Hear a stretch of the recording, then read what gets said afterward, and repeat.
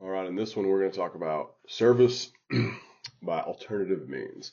Sometimes you have to use this when you can't find somebody. So that's what this is about. It's about, you don't know where they work, you don't know where they're living, you tried to find them and you can't. Um, and this is an overview. We'll go through each of the specific documents in subsequent videos. So first, this is the rule that talks about alternative methods of service, and you have to get a court to authorize it. One thing you got to do is before you try to do this, you have to make diligent inquiry as to their abouts, and you have to keep track of everything you've done, because one part of this is you have to really try to find them, and you got to file an affidavit with the court saying, here's everything I've done to try to find them. So make sure that you keep track of that and that you have made diligent inquiry. And that could be, hiring a private investigator, reaching out to their family members, reaching out to their friends, just inquiring and trying to find them as best you can.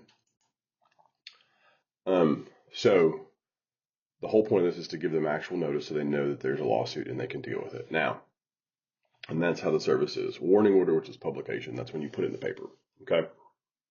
Now, there's all different ways to serve people. You can serve them with Facebook Messenger. You can serve them via email. But depending on the situation, a judge is going to want you to come up with a way of doing it that is most likely to inform the defendant. So the best way you can know to get in touch with them, that's what you need to do.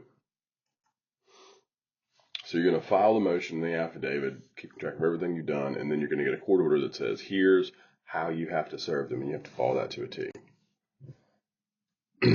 Like I said, you can combine things too, just to get the best possibility that they're probably going to get notice.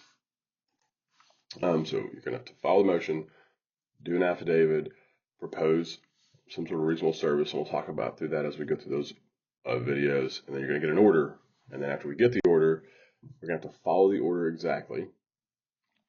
And then to make sure that everything's done correctly. And then we're going to have to file proof that we did that.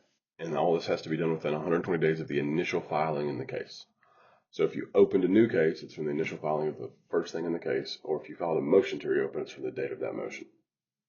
You can get an extra 120 days, but you've got to get all the extension stuff done before the first 120 rolls out. So just so you know that. And that's it. And we'll move on to exactly how to do this next.